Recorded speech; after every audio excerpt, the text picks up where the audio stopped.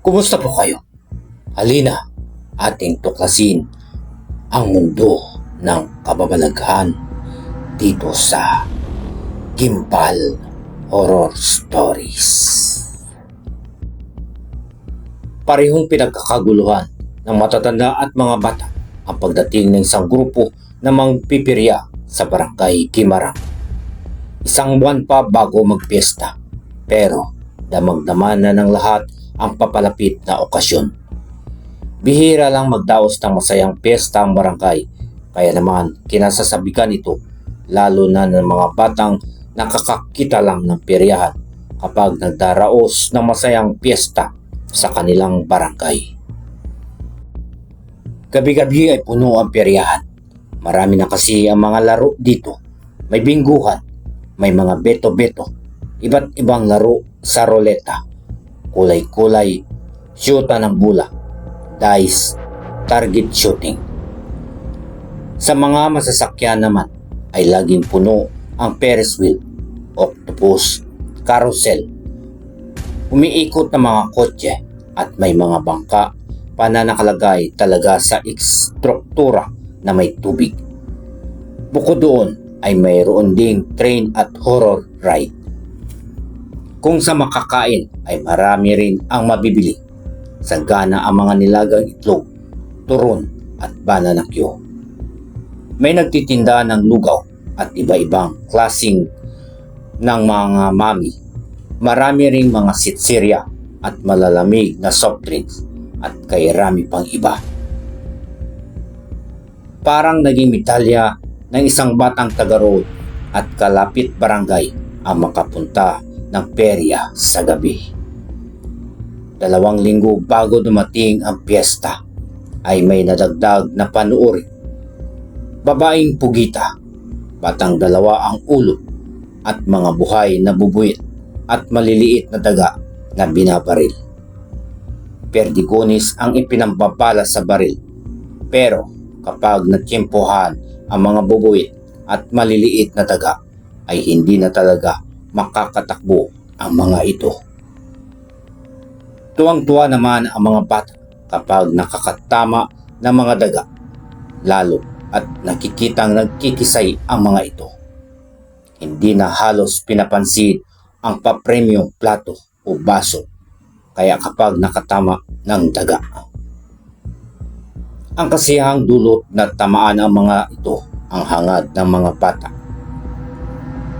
Ang mga dagang perya ang naging number 1 sa rami ng mga naglalaro. Papalapit ang araw ng piyesta ay lagi itong dinudumog ng mga tao at nang huli ay nangangapila pa ang mga ibig maglaro, bata man o matanda. Tuwang-tuwa si Mrs. Bulatong, ang may-ari ng perya. Hindi niya akalain na magiging ganoon kaklik ang mga daga.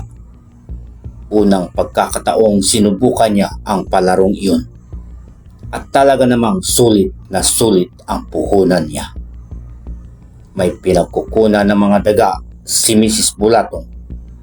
Mayroon siyang isang lumang bahay kung saan napakaraming daga ang nakatira.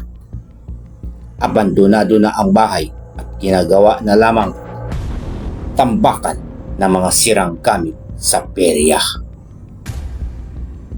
Inis na inis si Mrs. Bulatong sa mga daga, pero dahil business-minded ay umisip ng paraan upang pagkakitaan ang mga ito. At yun nga ang naisip niya, ang magkaroon ng palaro sa perya na ang bida ay ang binabaril ng mga daga. May nabiling formula si Mrs. Bulatong na nakahuhuli ng mga daga. Tila iyon mga pagkain na kapag nadilaan ng mga ito ay mahihilo sa loob ng kalahating oras. Napakaraming mga daga ang nahuli ng mga tauhan ni Mrs. Bulatong sa unang araw pa lamang na nagpain sila ng formula.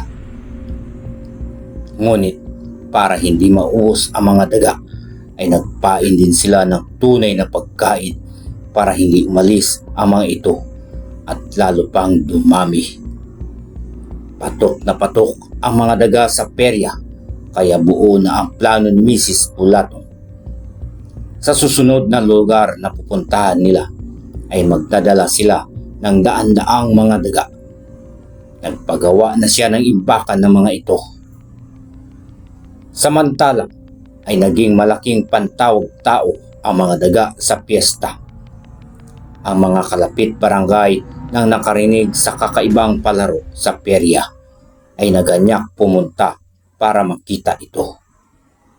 Tubong lugaw si Mrs. Bulatong kung kaya naman napakaraming pera ang iniakyat sa kanya ng mga dagang bawat gabi. 2 araw bago ang pisperas ng piyesta ay dumating ang 2 tauhan. Inutusan ni Mrs. Bulatong na kumuha ng mga daga sa lumang bahay. Malungkot ang dalawa dahil iilang daga lamang ang nahuli ng mga ito. Hindi makapaniwala si Mrs. Bulatong.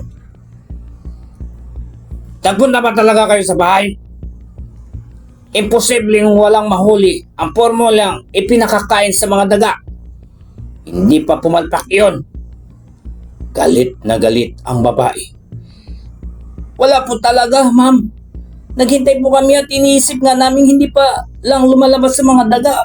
Pero walang talagang lumabas, kung di ilan lang. Katwira ng tauhan. Hindi maaari ito. Palakasan ng kita ngayon. Tungayaw na matabang babae.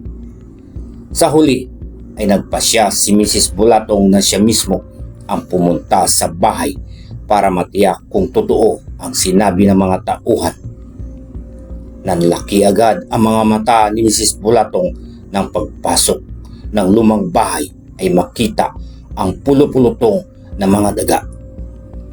Napakarami ng mga ito at panay pa ang sulputan ng iba pa. Nagsisi ang babae kung bakit hindi nagsama ng mga tauhan para madala agad sa perya ang mga daga. Naniwala siya sa 2 tamad na tauhan. Walang mahuling daga kaya ang driver lang ang isinama niya. Tuwang-tuwa si Mrs. Bulatong sa pagsulputan ng mga daga. Hindi napansin na pinaliligiran siya ng mga ito. Nagulat pa siya nang tila may naisip na sumugod ang mga daga at inatake siya.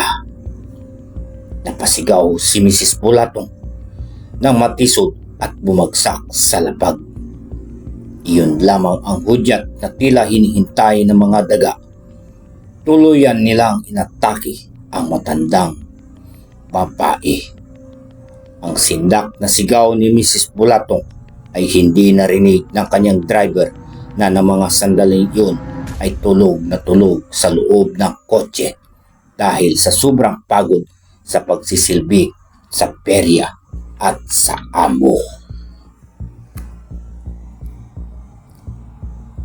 Maraming salamat po sa pakikinig at nawa ay naibigan ninyo ang kwentong aking naibahagi.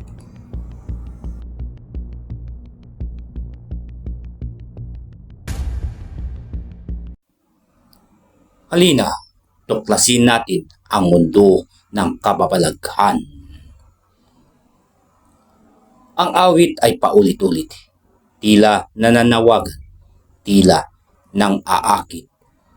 Dumungaw sa bintana si Buding. Napangiti siya nang makita ang isang grupo ng mga batang naglalaro sa ilalim ng iliwanag ng buwan. Kumabog ang dibdib ni Buding sa tuwa. Nagmamadali siyang bumaba ng hagdan. Sandali pa, patakbo niyang tinungo ang grupo ng mga batang magkakapit kamay at paikot-ikot na nagsasayaw sa bilog na nagawa ng mga ito. Pumaloob si Buding sa loob ng bilog at sumayaw ito. Buding! Buding! Ang pasigaw na panangis ni Lerma, ang mami ni Buding. Hindi matanggap ng babae na makita si Buding ay isa na itong malamig na bangkay. Yakap ang anak ay ayaw itong bitawan ng babae. Iyak ng iyak at parang masisiraan ng ulo si Lerma dahil sa pagkamatay ng kaisa-isang anak. Inimbestigahan ng otoridad kung paano namatay si Buding, pero walang makapagsabi o makapagbigay man lang ng lead kung ano ang tunay na nangyari. Ang tanging natatandaan ng yaya ng bata ay tulog na ito nang iwan sa loob ng silid. Alam ni Lerma na nagsasabi ng totoo ang yaya. Ang totoo ay sinilip rin niya ang anak nang makitang sarado na ang pinto ng kwarto nito at nagkataong pababa siya upang checkin kung nakasarado na lahat ng pinto at bintana at ang LPG. Gabi-gabi niyang ginagawa yun at tiyak niyang naisusi niya ang pinto ng kabahayan maging ang sa kusina. Walang dadaanan si Buding palabas, kaya hindi niya matanggap na nakalabas ng bahay ang anak at namatay ito. Kabilugang muli ng buwan. Malamlam ang sinag nito nang aakit ang liwanag. Sa isang barangay hindi kalayuan sa tinitirhan ni na Lerma ay malungkot na nakadungaw sa bintana si Gerly. Gustong-gusto niyang lumabas at makipaglaro ng patintero sa mga kaibigan. Kadaraan lang ng mga ito at dadayo kina Merlinda. Isa pa nilang kaibigan na 10 bahay ang agwat sa bahay nila. Ibig ng mga magulang ng kaibigan nila na doon sila maglaro dahil may hika si Merlinda. Kapag inatake nga naman ito ng hika, ay madali nilang masasaklolohan ang anak. Ugali na ng ina ni Merlinda na ipagluto sila ng merienda, kaya ibig di nilang doon laging maglaro. Cowboy kasi ang mga magulang ni Merlinda, hindi tulad ng tatay at nanay niya. Ibig maiyak ni Gerly, inggit na inggit sa mga kaibigang tiyak niyang sa oras na iyon ay masayang nagpapatintero. "Oh, ba't hindi ka pa natutulog?" Narinig ni Gerly na sabi ng nanay niya. Lumingon siya sa pinanggalingan ng tinig. Nakatayo sa may pinto na maliit na silid si Aling Welma. Halatang galit ito. Matutulog na po," sabi niya sa basag na tinig. "Sige, mahiga ka na. Tingnan mong ate at ditsi mo, tulog na. Ikaw ay tumalit, ikaw itong nagpupuyat." Yuko ang ulong tinungo niya ang higaan sa tabi ng mga kapatid. Tumabi siya sa pagitan ng dalawa at nagkulubong ng kumot para hindi makita ng ina na umiiyak siya. Narinig ni Gerly nang isara ng ina ang pinto ng silid.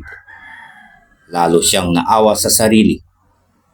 Minsan-minsan lang kung magpaalam siya para maglaro, pero ayaw pa siyang payagan.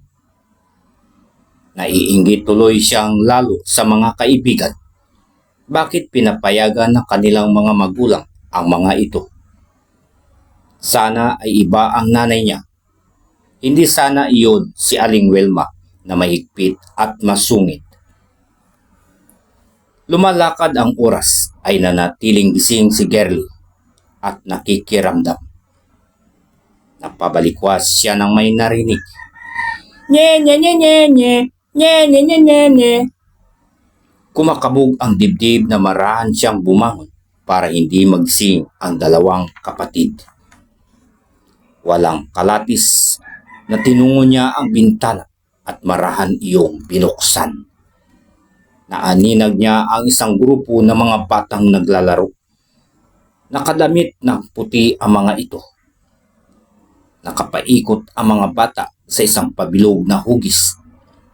Magkakahawak kamay. Malamlam ang sinag ng buwan, kaya hindi niya maaninag kung sino-sino ang mga batang iyon. Naganyak siyang manood sa paglalaro ng mga ito. Natigilan siya na makitang tumigil sa paglalaro ang mga bata. Tumingin ang mga ito sa kanya. Kinawayan siya ng mga ito. Inaya siyang maglaro. Sumikdo ang dibdib ni Curly. Nilingon ni Curly ang dalawang kapatid. Himbing nang natutulog ang mga ito. Muli siyang tumingin sa mga bata. Nakatingin din ang mga ito sa kanya. Walang tigil sa pagkaway. Nagpasya si Curly. Makikipaglaro siya. Marahan niyang tinungo ang pinto at ibinukas iyon. Pinakiramdaman niya ang kwarto ng mga magulang. Tahimik iyon. Marahil ay himbing na rin ang ama't ina, kaya hindi narinig ang paglagitik ng binuksan niyang pinto. Nakatiyad siyang bumaba. Siniguro niyang wala siyang lilikhaing ingay. Hahawakan pa lamang niya ang hawakan ng pinto sa kabahayan nang bumukas iyon.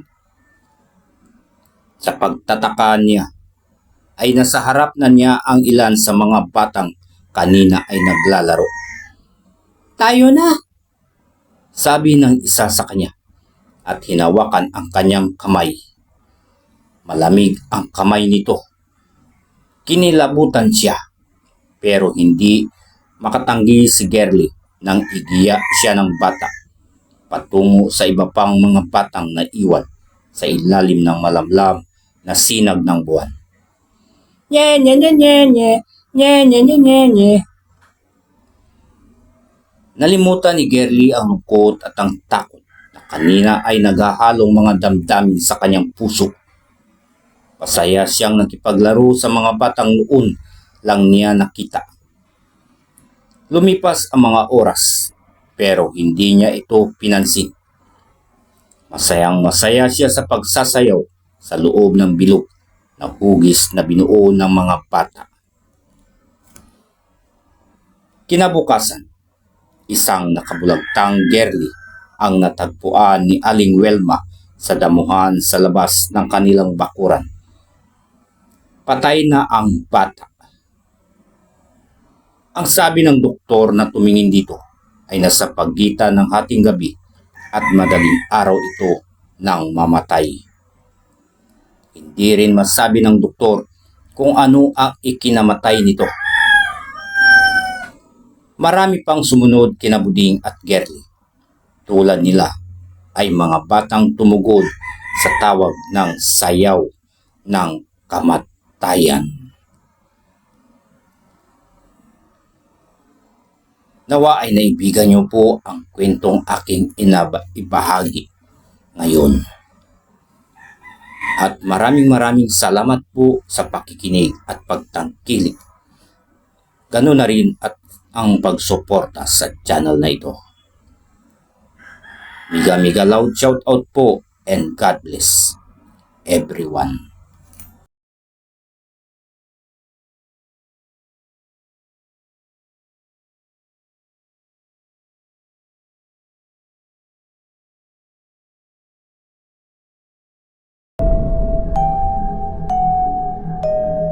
Kung hindi ka magiging akin, ay pagsisihan mong nakilala mo pa ako, Antonio. Iyon ang banta ni Tarsila sa binatang ngayon ay kumakalas sa kanilang pag-iibigan. Patawarin mo ako, Tarsila. Hindi ko gustong lokohin ka, kaya nagsasabi ako ng totoo. Hindi ko rin inaakalang may darating na babaeng para sa akin. Hindi kita mapapatawad. Nangangalit ang mga bagang ng dalaga. May magiging para sa'yo. Ipagdarasal kong makatagpo ka rin ng lalaking ipapalit sa akin. Wika ni Antonio. Hindi matanggap ni Tarsila na humantong sa pagtalikod ni Antonio ang kanilang pag-iibigan. Kaya rami siyang tinalikuran para ipaglaban ang pag-ibig sa binata.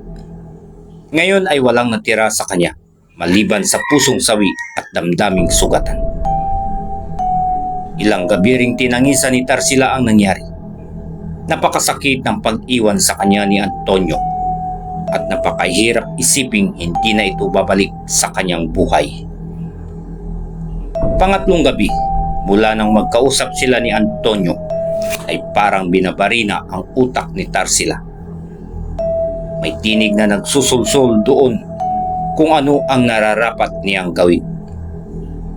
Nilalabanan niya ang tinig, ngunit bawat sandaling magdaan ay palakas iyon ng palakas. Ayaw siyang patahimikin. Ayaw siyang bigyang kapayapaan. Parang may martilyong panay ang pukpok ng pako sa kanyang utak. Palalim ng palalim ang unti-unting pagbaon ng pako at ibig sumabog ng utak niya sa sakit. Hanggang isang araw, nagdesisyon siyang gawin ang ibinubulong ng tinig.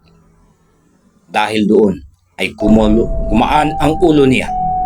Nawala ang tila binabari ng kirot. Agad nagtrabaho si Tarsila. Isang luma ngunit malaking kawa ang kinuha niya sa taguan. Ang akala niya ay hindi na gagamitin dahil magbabagong buhay na siya sa piling ni Antonio. Pero ito pa pala ang magtutulak sa kanya para bumalik sa katauhang ibig na niyang ibaon sa limot.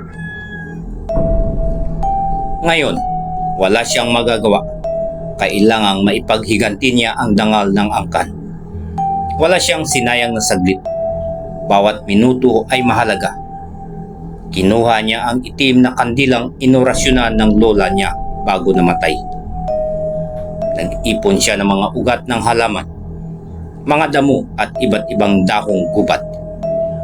Hinanap niya ang likidong huling ginamit ng ina bago siya inulila nito.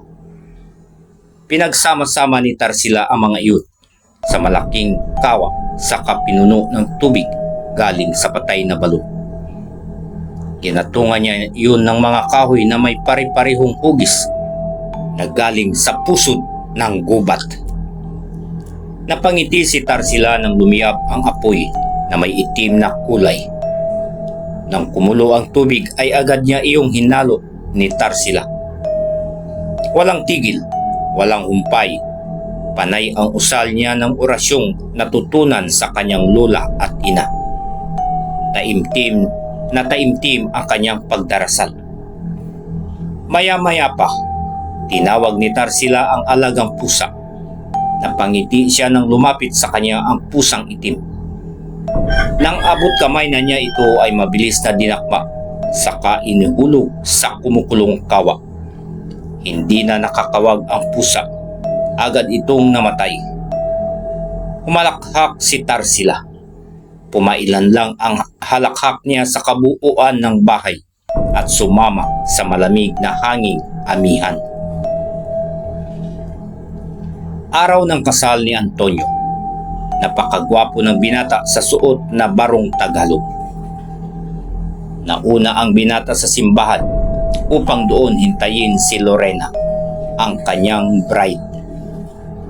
Hindi niya alam ay hindi na darating ang dalaga at kung dumating man ay hindi na marahil niya ito pakakasalan. Sa silid ni Lorena, bago pa nito may suot ang damit pangkasal, ay isang pangyayari ang naganap. Nakaramdam ng matinding pagkahilo ang dalaga. Para siyang iniikot ng hilo sa isang napakalalim na balon. May narinig siyang huni na nagbibigay ng nakatutulig na sensasyon. Sandali pa, isang nakasisindak na pangyayari ang naganap. Unti-unting nadiporma ang katawan ni Lorena hanggang mula roon ay lumabas ang isang malaking pusa. Epektibo ang pangkukulam na isinagawa ni Tarsila. Ngayon ay tiyak niyang wala nang maaaring umangkin kay Antonio liban sa kanya. Maraming salamat po sa pagtangkilik at pagsuporta sa channel na ito. Miga loud shout out everyone and God bless.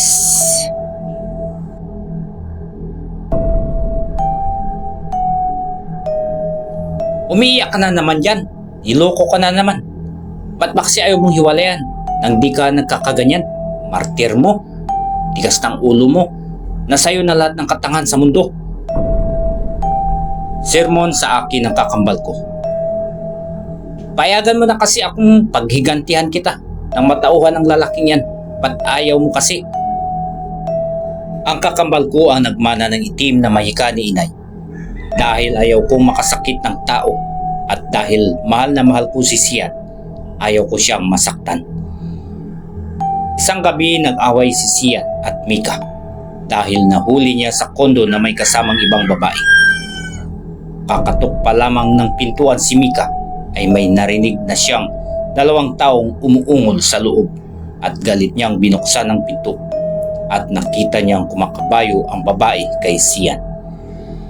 "Hayop kayo!" Sabay hila sa buhok ng babae.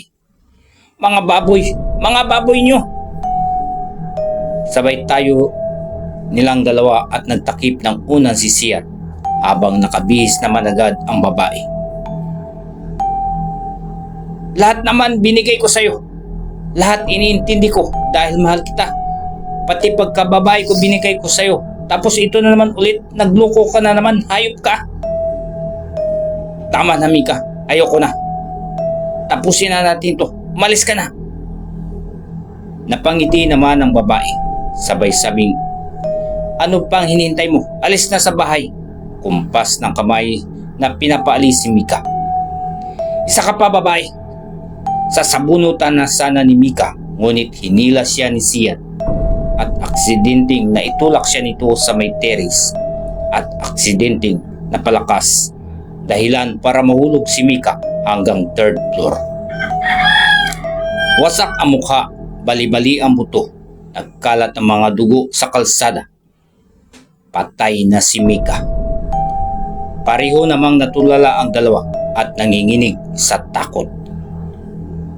Samantala, habang naghugas ng pinggan si Mera, ay nabasag bigla ang baso sa gilid nito at kinabahan siya at di nga nagkamali ang hinala. At narinig niya ang pinakakatakutan niyang kutob. "Mira, ang kakambal mo, patay na." Tila nag-slow mo ang pandinig niya nang sabihin ang salitang patay na. Sa ospital ay di siya umiyak, bagkus ay galit at puot ang kanyang naramdaman.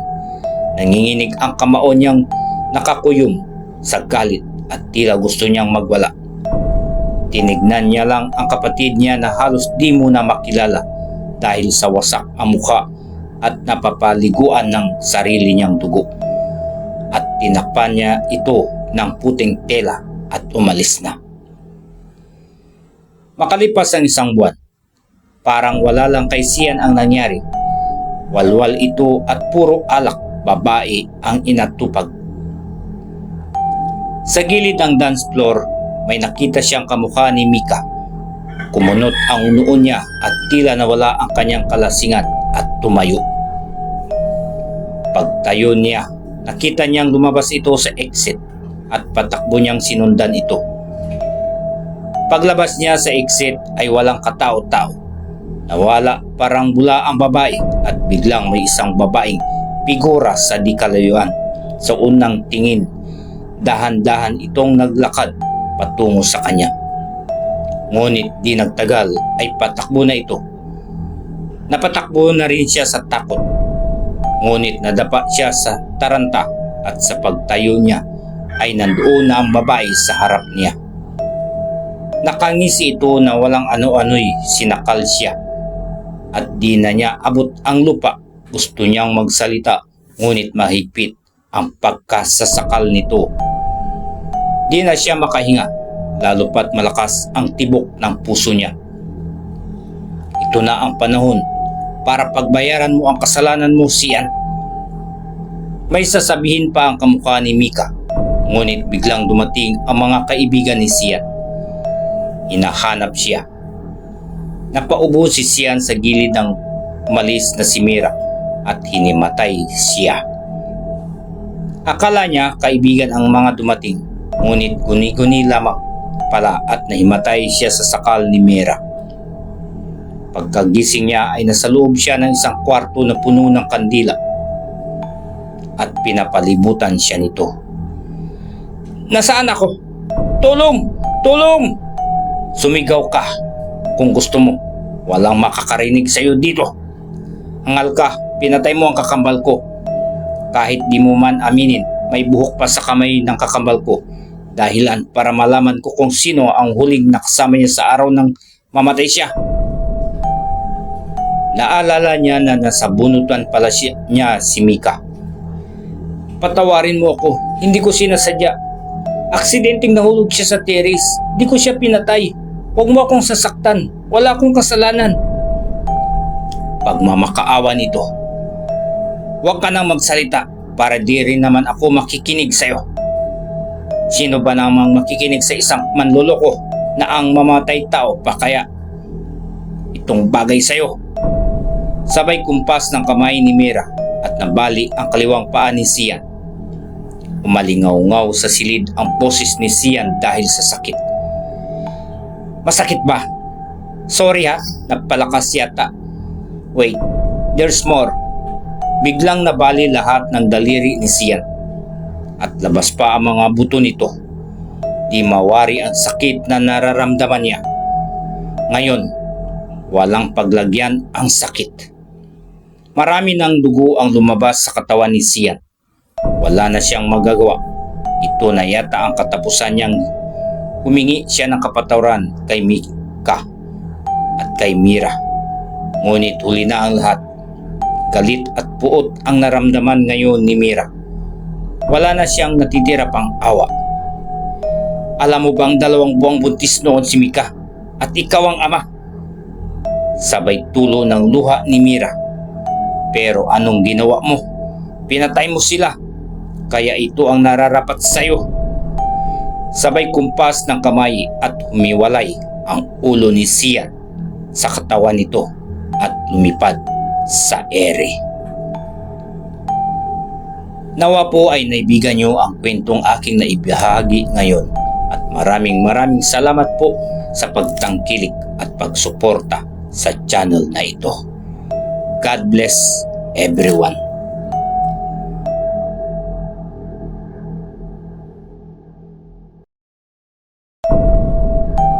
Kahit nagbibigay na ng paulit-ulit na babala ang lahat ng mga taong naninirahan malapit sa malawak na kagubatan na sap ng bayan ng Pulangi, hindi pa rin naawat ang ilang mga tao na pumasok rito. Maraming mga ngaso ang hindi na nakalabas pa rito matapos na pasukin ang naturang kagubatan. Hindi nila alam kung ano ang nangyari sa mga ito. Kalat ang balita sa kanilang bayan patungkol sa misteryosong nagaganap sa kagubatan na ito. Ang iba nga ay tinawag nila itong haunted forest. Hindi na kasi mabilang pa ang kaso ng mga pagkawala ng tao nang sinubukan nilang pumasok rito. Ngunit sa matinding tagutom na nararanasan sa bansang Pilipinas, isa ang probinsya ng Albay sa labis na naapektuhan ng krisis. Upang maibsan ang gutom na kanilang nararanasan, kahit mapanganib sa naturang gubat, marami ang nangahas na humuli ng mga ligaw na hayop sa kagubatang ito na maaaring maging panglaman ng sikmura ng kanilang nagugutom na pamilya. At lahat ng pumasok rito, katulad ng mga nauna, ay ni isa ay wala pa rin nakabalik sa kanilang pamilya. Mahal, paubos na ang pagkain natin. Saan na tayo nito kukuha ng makakain natin? Nag-aalalang sabi ni Gloria sa kanyang asawang si Jacob. Huwag kang mag-alala. Mamayang gabi, mangangaso ako sa kagubatan. Ang sagot ni Jacob sa kanyang asawang hindi mapalagay ang isip. Pinagbabawalan kasi sila ng gobyerno na makapagbili ng anumang pagkain sa mga tindahang inilaan ng mga ito. Liban na lamang kung magpapalagay sila ng marka sa noo at kamay. Hindi sila nagpalagay dahil iniisip nila na magiging sunod-sunuran lamang sila sa maaaring ipagawa ng mga ito. Hindi na rin gumagamit ng pera sa panahon nila. Nawala na ito ng halaga. Ang tanging paraan upang makabili ng anumang produkto ay ang pagtapat ng kamay o noo sa isang teknolohiya upang ito ay mai-scan. Kapag nakumpirma na nila na isa ka sa kanilang tagasunod, maaari kang makabili ng kahit anumang produkto na gusto mo at hindi mo na rin kailangan pa na magbayad. Maraming ipinagbabawal sa kanilang panahon, lalo na sa tulad nilang hindi nagpalagay ng marka. Ipinagbabawal din sa kanila ang pagtungo sa kung saang lugar. Kung baga, kung saan ka na isinilang, doon ka na rin mamamatay. Mabuti na lamang mayroon pa rin kaunting kalayaan sa bansang Pilipinas, hindi katulad sa ilang parte ng mundo. Hindi ba't ipinagbabawal ang pagpapasok doon? Baka tulad nila Melchor, hindi ka na rin makabalik sa amin. Paano na kaming mga anak mo? Nangangambang wika ni Gloria sa kanya. Huwag kang mag-alala at huwag kang mag-isip ng ganyan. Alalahanin mo kaya hindi tayo naglagyan ng marka. Dahil malakas ang pananalig natin sa taas, magtiwala ka sa akin. Uuwi ako ng ligtas sa inyo. Oo, talaga ang loob niya na makahanap siya ng makakain nila sa loob ng kagubatan. Sumapit ang kinagabihan. Inihanda na ni Jacob ang mga gamit na kinakailangan niyang dalhin. Katulad ng disabog na baril, pana, sibat at ang kaunting pagkain na kanyang maipapanlaman tiyan habang naghahanap ng makakain sa gubat. Gusto din niyang patunayan sa lahat na walang masamang mangyayari sa kanya. Gusto rin niyang alamin ang misteryo sa likod ng maraming pagkawala ng mga taong dito ay pumasok. Mag-iingat ka, mahal. Pumalik ka ng buhay sa amin. Mababa ka sa tono ng boses nito ang pag-alala sa kanyang gagawin. Hindi na lamang niya ito tinugon. Habang nasa kalagitnaan siya ng paglalakad sa pusod ng gubat, nakarinig siya ng isang paghuni na ngayon lamang niya narinig. Hindi lamang niya matiyak kung ano ba ito, ibon ba o hayop. Gayunpaman, pinagpatuloy lamang niya ang kanyang paglalakad. Kurukuto! Kurukuto! Napatigil siya sa paglalakad nang muli ay marinig niya ang malakas na paghuni nito. Nagpalingal-lingal siya sa buong paligid. Hinahanap ng paningin kung nasaan ang may likha ng paghuni na kanyang narinig. Ngunit wala siyang nakita, kaya ipinagpatuloy na niyang muli ang paglalakad. Makalipas ang ilang sandaling paghahanap na matutudlak na kahit anumang ligaw na hayop sa wakas, nakakita rin siya ng isang malaking baboy ramo. Inilagay niya sa likuran ang sibat at kinuha ang pana. Maingat lamang ang kanyang mga hakbang upang hindi mapansin ng hayop na kanyang nakita. At nang makakita siya ng pagkakataon, pinakawalan na niya ang palasok. Tinamaan niya ang baboy ramo. Lumikha ito ng nakabibinging ingay. Nakatakbo pa ito ng ilang dipa bago bumagsak sa damuhan. Habol ang paghinga ng lapitan niya ito. Upang matapos na ang paghihirap nito, hinugot niya ang punyal at itinarak sa liig ng baboy ramo. Sapat na ang karne nito sa ilang araw nilang pagkain. Binuhat na niya ang baboy ramo upang makauwi na. Tiyak na matutuwa ang kanyang mag-iina sa kanyang nahuli. Hindi pa man siya nakakalayo ng ilang metro nang marinig na naman niya ang paghuni na narinig niya kanina. Kurukuto! Kurukuto! Sa pagkakataong ito, nasa malapit na lamang ito mula sa kanya. Ihahakbang na lamang sana niya ang kanyang mga paa nang may maaninag siyang isang bulto ng tao sa unahan. Patagal niya itong pinagmasdan. Isa itong lalaki, nakayuko lamang ito. Kaya hindi niya nakita ang mukha nito. Naglalakad ito papalapit sa kanya. Habang patungo ito sa kanya, narinig niyang nagsasalita ito. Dito pala nanggagaling ang inaakala niyang paghuni ng isang hayop o ibon. Nangilakbot siya nang mapagtanto niyang hindi nakasayad sa lupa ang mga paa nito. Nagsimula na rin magbago ang anyo nito, isang nakasisindak na halimaw. Para na itong asong ulol na naglalaway ng tumingin sa kanya ng tuwid habang malakas nitong paulit-ulit na binibigkas ang salitang kurokoto. Nakalitaw na rin ang mahahaba at matatalas nitong mga pangil. Isang malakas na paghuni ang pinakawala nito bago patakbo siyang tinungo nito upang sumagaman sana. Ngunit mabilis niyang naikasa ang baril at pinaputokan ito. Tinamaan niya ito sa ulo. Nangingisay na bumagsak ito sa lupa hanggang sa malagutan ng hininga. Ligtas na nakauwi sa kanyang mag-iina si Jacob at doon lamang naibsan ang labis na pag-alala ng kanyang asawa na makita siya nitong papalapit sa kanilang bahay habang may dalang isang napakalaking baboy ramo. At ang misteryosong pagkawala ng maraming tao na dito ay pumasok. Nagkaroon na rin sa wakas ng kalilinawan sa lahat. Ang kurokoto ang naging sanhi ng kamatayan ng mga ito. Kaya nitong kumain ng isang buong tao at iyon marahil ang sinapit ng mga naging biktima nito. Nang malaman naman ng Pangulo na napatay niya ang isa sa mga alagang halimaw nito na pinakawalan sa gubat, nagpupuyos ito sa labis na galit. Wala rin itong ibang pagpipilian kundi hayaan ang mga taong naninirahan dito na malayang makapanghuli ng makakain nila, lalo na ang hindi nagpalagay ng mga marka.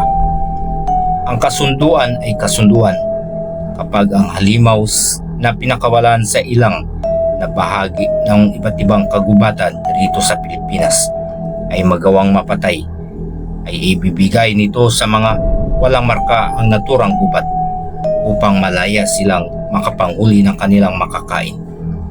Ngunit ang kasunduang ito ay gustong baliin ng Pangulo, kaya lihim niyang pinakawalan ulit ang alaga nitong halimaw na kung tawagin ay kurokoto. Hindi lamang isa kundi maraming halimaw ang pinakawalan nito. Ngunit ilan pang halimaw ang pakawalan ng gobyerno. Alam na ng mga tao kung paano puksain ang mga ito sa tulong na rin ni Jacob. Maraming salamat pong muli sa pakikinig at pagsuporta at pagtangkilik sa channel na ito. God bless everyone.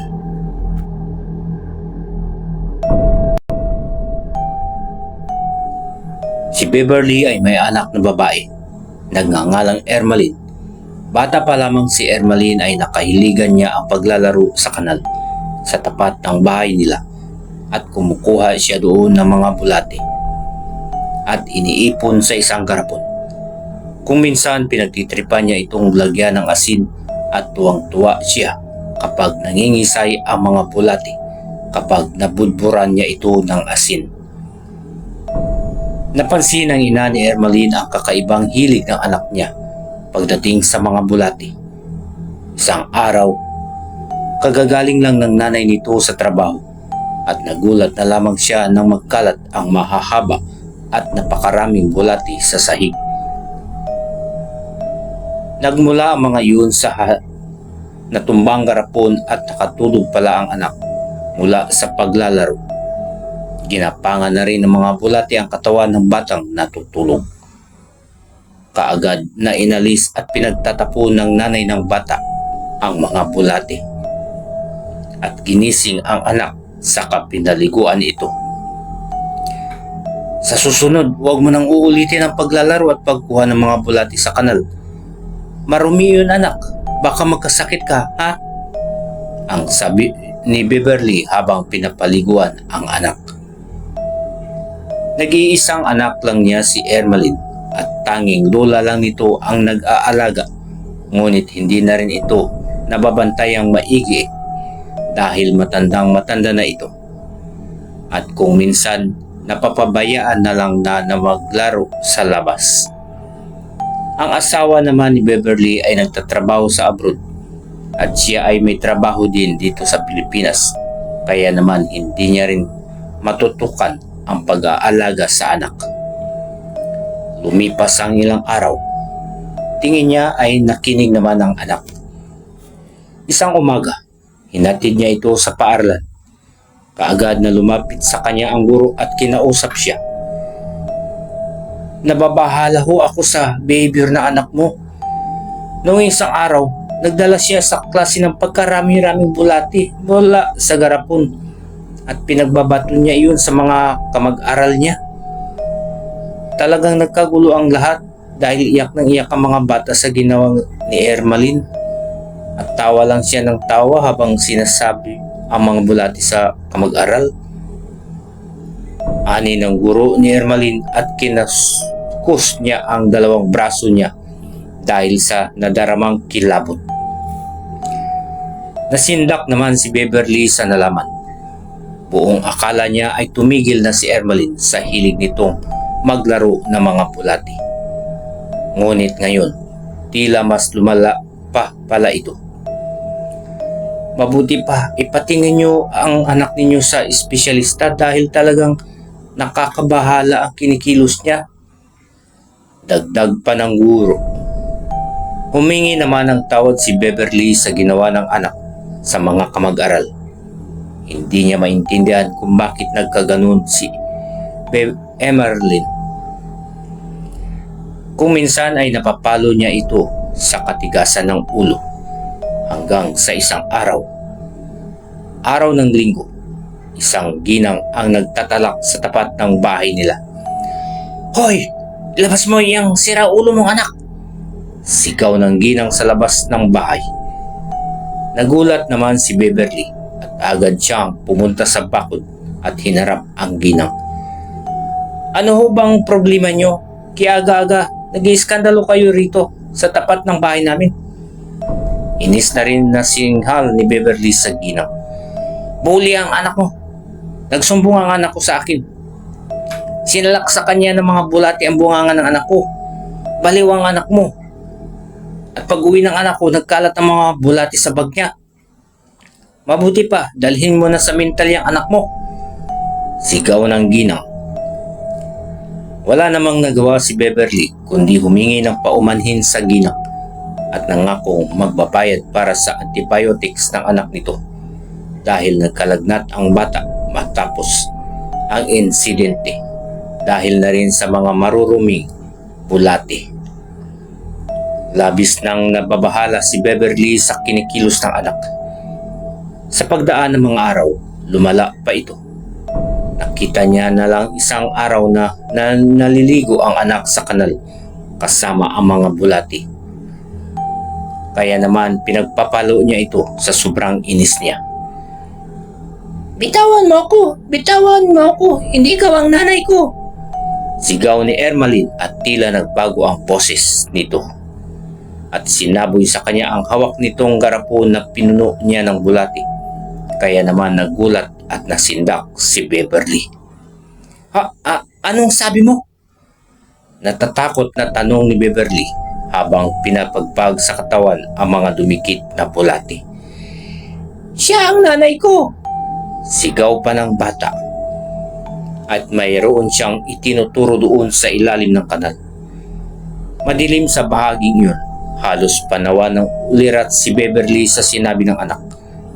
Lalo na nang mapansin niya ang itim na figura at tila ba may mga mata itong mapupula. Kaagad niyang inalis ang bata roon kahit na nanginginig siya sa takot at pinaliguan niya ang anak. Iyak ito ng iyak at gustong bumalik sa kanal.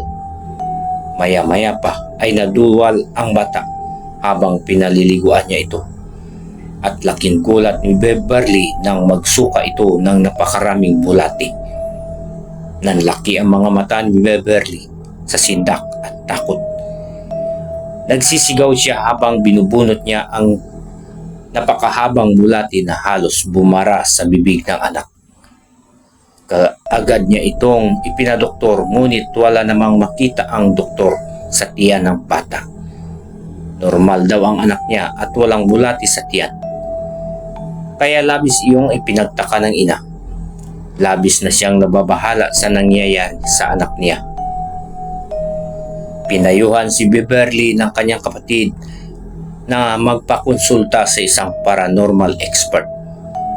Kaya naman ang gabing iyon, Inimbitahan nila ang isang paranormal expert na kakilala ng kapatid ni Beverly. At doon din natuklasan nila na pinamumugaran na ng mga bulati ang drawer at ilalim ng kama ng bata. Pinuntahan nila ang kanal at sabi ng paranormal expert, mayroong maligno sa ilalim ng kanal ang gustong kunin ang anak. Pinaglalaroan daw ang anak niyan ng kung ano, kaya nagbago ang behavior nito at ginamit ang mga bulati pang-akit sa bata. Ang sabi rin ng paranormal expert na ang anak niya ay naghahanap ng kalinga ng mga magulang at dahil abala sila sa trabaho, hindi nga iyon na ibibigay ni Beverly sa anak. Malungkot daw ang bata kaya naman mas malakas ang negatibong enerhiya na nakaakit sa maligno para paglaruan na ang bata. Nagpanggap pa ito na totoong nanay. Doon nagpagtanto ni Beverly ang kanyang pagkukulang bilang ina. Hindi na niya naaruga ng maayos ang bata. Kaya naman naghanap din ang anak niya ng kalinga at ang masama ay sa maligno niya natagpuan ang kalinga na akala niya ay nagmamahal na katulad ng isang ina. Gamit ang mga kagamitan ng paranormal expert ay pinaalis niya ang malignong naninirahan sa kanal. Nilinis rin nila iyon upang mawala na ang napakarami-raming bulating naroroon. At saka pinabasbasan nila ang kanal na pinamumugaran ng maligno. Bumawi rin si Beverly sa anak niya at sinigurado niyang hindi na malulungkot ang anak niya dahil pinagtuunan niya na ito ng pansin at pag-aaruga. Maraming salamat pong muli sa pakikinig at pagsuporta sa channel nito. God bless everyone.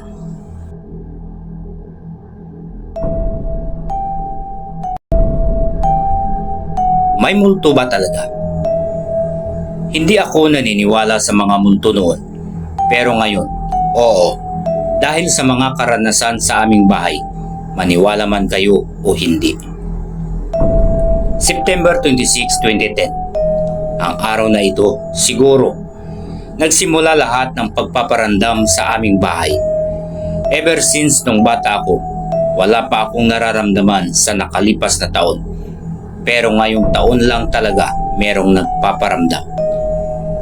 10 to 11 PM siguro ng gabi. Noon, habang kakauwi ko lang galing sa jamming with my barkada. Nakatulog na ang lahat habang nagluluto ako ng pagkain. Makalipas siguro na tumambay ako sa labas ng bahay habang hinihintay na maluto ang aking niluluto. May napansin akong nagbubomba sa pump namin. Kahit alam kong wala namang ibang gising maliban sa akin. At ang alam ko, pinatay ko din yung ilaw ng kitchen habang ako ay lumabas. Pero nang bumalik ako sa loob, nakailaw na ito. Di ko na lang pinansin ang mga nangyari na mga oras na iyon. Pagkatapos kong kumain, pumunta na ako sa taas para matulog. Mga 12 na siguro, di pa rin ako dinadalaw ng antok. Makalipas ang ilang minuto, nagtilao yung mga tandang tapos nagsabay na yung aso naming umuungol. Kinilabutan ako doon at bigla uli may nagbubomba sa pump. Tapos biglang humangi ng malamig. Tayuan na talaga ang mga balbon sa katawan. Kahit makapal naman iyong kumot ko, taklob na din naman ako. Matatakutin na tao kasi. Wala pa akong na-experience na ibang kababalaghan maliban dito. Kinabukasan, nang mag-ising ako, tinanong ko mga kapatid ko, papa at mama, kung may pumasok ba sa kanila sa bahay noong gabing nakauwi na ako. Pero sagot nila, wala daw at tulog na sila ng mga oras na iyon. Saka alam ko namang mag-isa ako sa bahay dahil nasa kubo sila sa pond namin natutulog kaya mag-isa ako paggabi. November 2, 2010. 7 p.m. noon.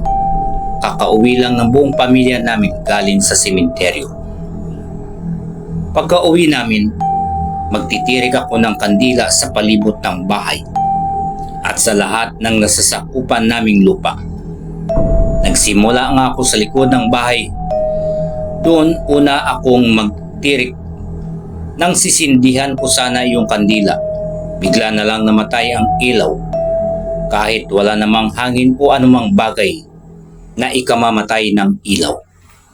Sinindihan ko ulit, ayon umilaw na. Habang ito ay umiilaw, bigla na lang tumayo ang mga balahibo ng buong katawan ko. Kaya nagmamadali na akong umalis sa likod ng bahay. Tapos ko nang magsindi ng kandila sa palibot ng bahay at pumunta naman ako sa pond namin. Tanging flashlight at yung ilaw ng cellphone ko lang habang nagpapamusic ako. Nang magtitirik na ako sa tabi ng kubo sa pond namin, ay biglang may nagpasitsit sa akin. Nagulat ako. Nilingon ko lahat pero walang ibang tao doon maliban sa akin. At sa pangalawang pagkakataon, may narinig na naman ako.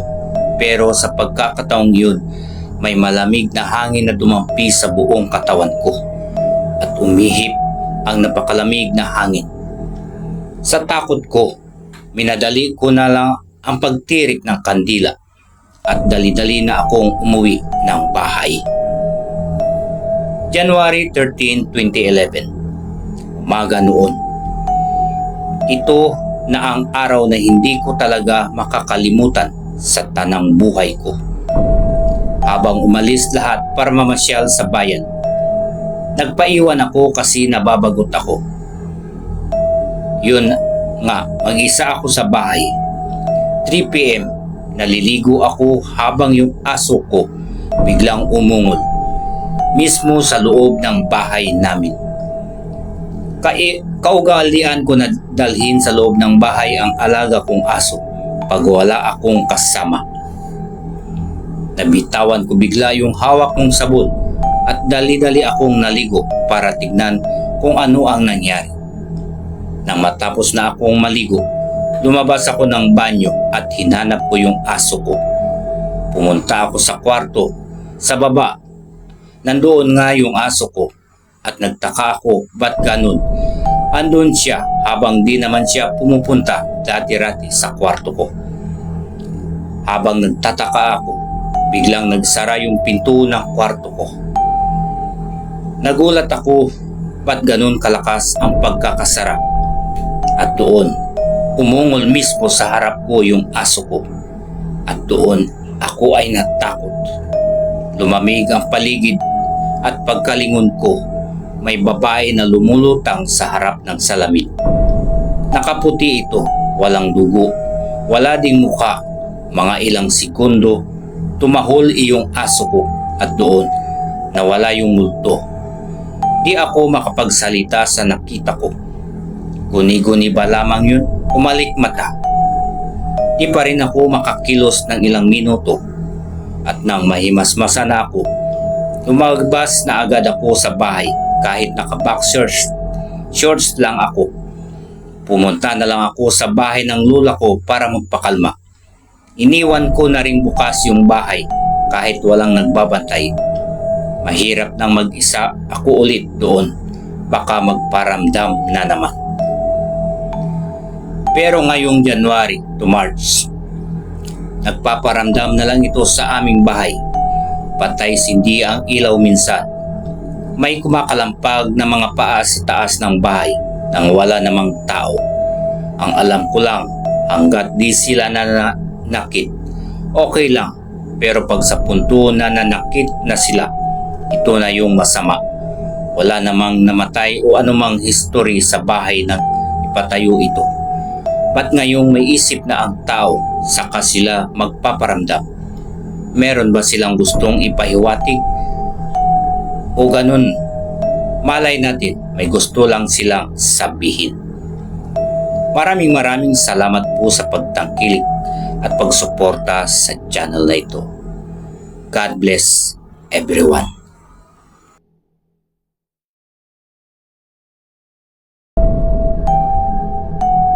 Bahagi ng aking pagkabata ang pagkamulat sa iba't ibang kwento tungkol sa mga multo, maligno, engkanto at iba pa, lalo na sa mga lamang lupa. Sapagkat sa aming kasalukuyang tinitirahan ay ilang beses na naming nakaengkwentro ang ganitong uri ng mga nilalang. Ngayong 25 taon na ako, patuloy pa rin naming nararanasan ang mga hindi may paliwanag na insidente sa aming bahay sa Sampaloc, Maynila. Dito kasi ay maraming elemento ang nakikisama sa amin. Kwento ng aking lolang Pausta nung nabubuhay pa ito. Dati raw isang malawak na bakanting lote ang tinitirikan ng aming lumang bahay. Pinalilibutan daw ito ng mga matataas na talahib at malalagong halaman. May mga nagsasabi na naging tapunan pa ito ng mga bangkay na mga sinalvage roon. Sa aming likod bahay ay mayroong malawak na lugar kung saan kami nagsasampay ng mga nilabhang damit, kung saan kadalasang nagpaparamdam at nagpapakita ang mga lamang lupa. Minsan, habang naglalaro sa bahaging iyon ang aking 7 taong gulang na pinsang lalaki, nang bigla na lang ay sumipol sa kanya at tinawag ang kanyang pangalan. Maliit daw ang boses nito at inakala pa niya na isa sa kanyang mga kalaro na nagbibiro sa kanya. Hinanap niya ang pinanggalingan ng maliit na boses, ngunit wala naman siyang nakita. Wala naman kasing tao ng mga oras na iyon dahil katanghalian at kadalas ay nagpapahinga. Nakaranas rin ng kakaibang karanasan ang aking tita Gigi. Nang isang gabi ay nagsasampay siya ng kanyang nilabhang kumot nang bigla na lamang may naaninag siyang maliit na liwanag sa gilid ng mga paso. Marami kasing paso roon na pinagtatamnan ng mga halamang gamot at orkidyas. Hindi mapaliwanag ni Tita Gigi kung namamalikmata lang ba siya o nanaginip ng gising. Nilapitan niya ang pinagmulan ng mga mumunting liwanag. Nagulat siya sa kanyang nakita. Mga maliliit na sasakyan na kulay ginto na pinataktakbo ng mga maliliit na nilalang. Hindi niya malaman kung duwende ba ang kanyang nakikita o kung anuman. Maliliit sila at may mga mahahabang tenga. Sa sobrang takot, agad siyang pumasok sa loob ng bahay at nagkulong sa kanyang silid.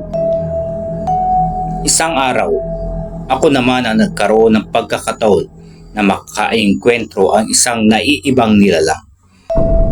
Alas 5 ng hapon nang utusan ako ni nanay na magpinaw ng mga sinampay sa likod bahay. Habang pinipinaw ko ang mga pinatuyong damit, ay naisipan kong awitin ang Malayo Pa ang Umaga. Malapit na ako sa lyrics ng awit nang mayroon akong narinig na boses ng isang batang babae na sumasabay sa aking pag-awit. Subalit hindi ko naman maintindihan ang kanyang sinasabi. Hindi ko malaman kung anong lingwahe ang lumalabas sa kanyang bibig. Ngunit ang melodya ay tugma naman. Tinangka kong hanapin kung sino at saan nanggagaling ang boses. Ngunit hindi ko iyon mahanap. Imposibleng may batang nagbibiro sa akin dahil ang parting iyon ng aming bahay ay tago at pinalilibutan ng mataas na pader. Hindi ko iyon pinansin. Subalit, habang tumatagal ay lumalakas ang boses na animoy sumisigaw na. Muli kong hinanap ang pinanggalingan ng malakas na boses na iyon ng may namataan akong isang batang babae. Nakatayo siya sa tabi ng malaking puno ng mangga na nasa loob ng aming likod bahay. Hindi ko nakita ang kanyang mukha dahil natatakpan iyon ng kanyang mahaba at malagong buhok. Nakasuot siya ng kulay gintong bestida at sapatos. Hindi ko siya kilala. Ngayon ko lang siya nakita. Inakala ko na baka anak siya ng isa sa aming kapitbahay. Kaya tinanong ko siya kung ano ang kanyang pangalan at kung ano ang kanyang kailangan. Hindi siya sumagot. Nakatitig lang siya sa akin at marahang inawit ang kanyang mahabang buhok na tumatakip sa kanyang muka. Maamo naman pala ang kanyang muka. Bilugan ang kanyang mga mata. Matahongos ang ilong at mayroong mamula-mulang labi. Subalit isa sa napansin kong kakaiba. Sa kanyang anyo ay wala siyang kilay na tila ba inahit ito. Walang tinig na nagmula sa kanya. Sa halip ay ngiti lang ang kanyang isinukli sa akin. Hindi ko inaasahan na ang sumunod na eksena ay makapagbibigay sa akin ng kilabot. Tinanong ko siyang muli kung siya ba ang narinig kong sumabay sa akin sa pag-awit. Pagkabigkas ko ng aking huling salita, ay agad na nag-iba ang kanyang muka. Ang kanyang ngiti ay napalitan ng seryosong anyo. Naging matalim ang kanyang mga tingin na tila ba kakainin ako ng buhay. Akala ko'y susugurin niya ako sa aking kinatatayuan. Subalit tumalikod ito at mabilis na nagtago sa likod ng puno. Ewan ko ba kung bakit sinundan ko pa siya sa kanyang pinagtataguan. Ngunit laking gulat ko na makitang wala na siya roon. Imposibleng may madaanan siya palabas dahil nga mataas ang nakaharang na pader sa likod. Kahit ako'y mahihirapang makaakyat doon, hindi ko siya nahagilap sa buong lugar. Doon na ako tinayuan ng balahibo sa aking buong katawan. At para bang gusto kong sumigaw ng malakas at maghihiyaw. Maraming tanong ang sumagi sa aking isip. Sino ang batang iyon? Saan ito nagsuot? Bakit bigla itong naglaho? Anong uri siya ng nilalang? Mga tanong na nais kong mabigyan ng kasagutan. Naikwento ko iyon sa aking tita Tess, asawa ng kapatid ng aking tatay. Bukas ang kanyang third eye at sanay na makakita ng multo at mga lamang lupa. Totoo daw na may mga lamang lupa na pasama siya sa akin sa likod ng bahay at tama nga ang kanyang hinala. Mayroong mga lamang lupa na naninirahan doon at ang batang babae at ang mga maliliit na tao na nakita ni Tita Gigi ay mga lamang lupa. Ito daw ang kanilang tunay na anyo. Maliliit at kawangis ng duwende. Isa daw sa kanila ang posibleng nagpakita sa akin. Marahil ay nasaan yung mga bata ito upang maikubli ang tunay nitong kaanyuan. Sa ngayon ay sanay na kami sa kanila. Hindi na lang namin sila pinapansin. Tanggap na namin na parte na rin sila ng aming pamilya at ng aming pamumuhay. Maraming salamat pong muli sa pagtangkilik at pagsuporta sa channel na ito. God bless everyone.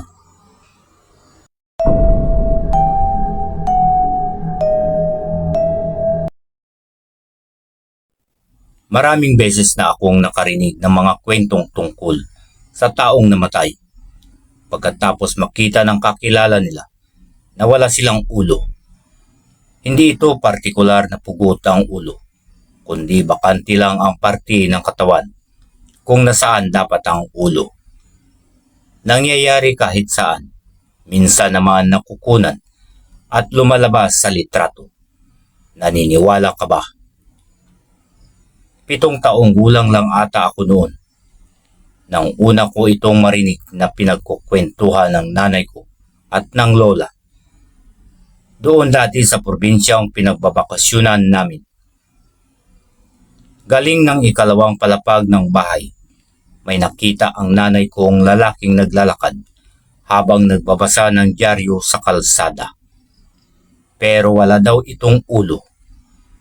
Sinabi niya iyon sa lola ko. At ang sabi ng lola, hindi daw iyon multo, kundi isang taong malapit nang mamatay. Isang araw naman, nanonood ako sa TV. May balita tungkol sa isang freshly graduate student na nakunan daw ng litrato sa kanilang katatapos lang na graduation ceremony. Wala siyang ulo sa litratong iyon. Inaanalisa ang nasabing litrato at dinala sa mga eksperto. Una, sa isang paranormal expert na nagsabing maaaring may masamang mangyayari sa taong nasa litrato sa ganoong sitwasyon. Ipinaliwanag din niya dahil daw iyon sa espiritong malapit sa taong iyon. Nasadyang hinaharangan ang ilaw na dapat natatama sa ulo, kaya ganoon ang kinalabasan.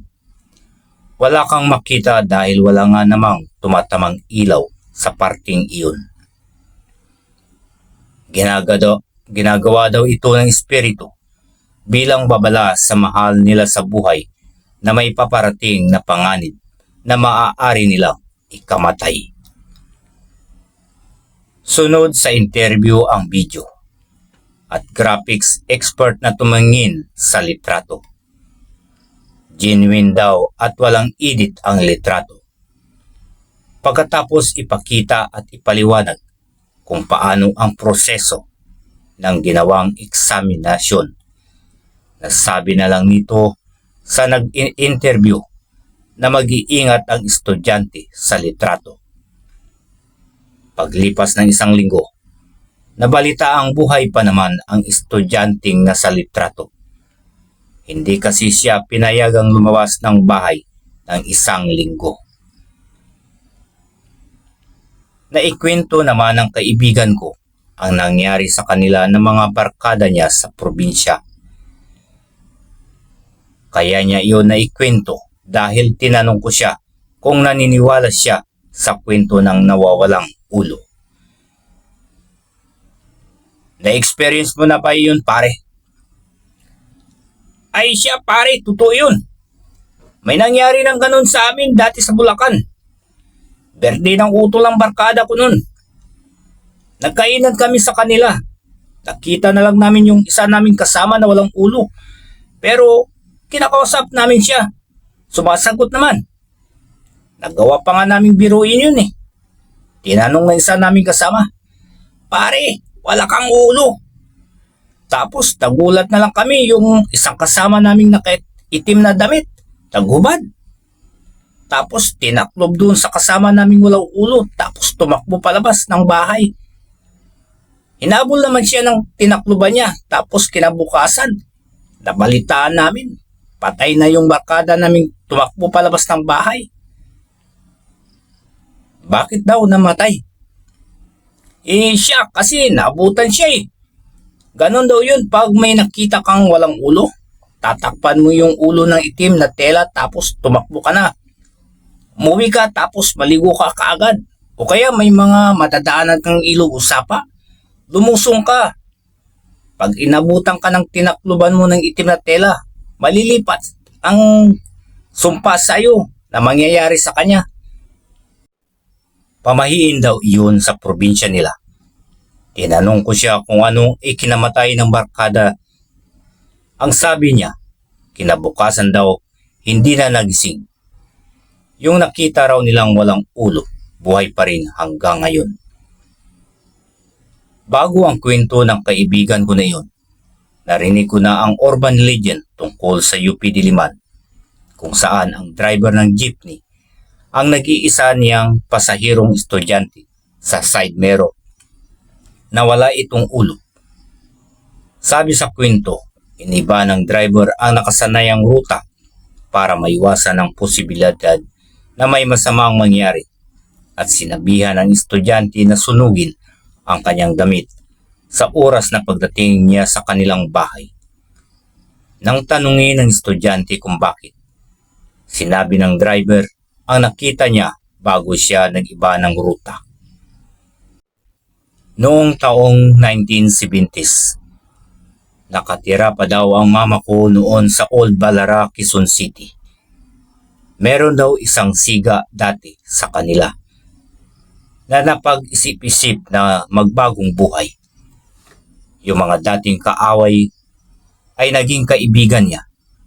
Pero isang araw, hindi na nakauwi pa ang lalaki. Sabi sa kwento, inaya daw ito ng inuman ng mga kaibigan niya dati na naging nakaaway. Sa bahay kung saan sila nag-inuman, narinig ang mga pagsigaw na nagmamakaawa galing sa dating siga sa lugar nila na unti-unting pinapatay. Paano ito pinatay? Lahat lang naman ng pwedeng putulin sa katawan niya ay pinutol. Pagkatapos niyang pahirapan sa bugbog, simula sa mga daliri sa paa, paakyat sa mga daliri sa kamay. Isa-isa, tenga at ang pinakahuli ang liig. Narinig ng mga tao ang mga sigaw pero walang magtangkang tumulong. Kinaumagahan, walang lumabas ng bahay dahil sa takot. Nakita ng mga tao ang mga parte ng katawan sa iba't ibang lugar pero di nila nabuo pa. Ang sabi ng ilan, ang pinakamaraming parte ng katawan ay itinapon sa malaking hukay dati na ngayon ay pinaglalagyan ng pundasyon ng broadcast tower ng Channel 13. Sabi ng nanay ng namatay, bago ang gabing umalis ang kanyang anak, nakita daw niya ang anak niya na bagong ligo at nasa harap ng salamin. Kausap niya ito pero nang tignan niya ang anak niya, wala itong ulo, pati ang reaksyon nito sa salamin. Hindi niya daw alam na masama ang ibig sabihin noon. Maraming salamat po sa pagtangkilik at pagsuporta sa channel na ito. God bless everyone.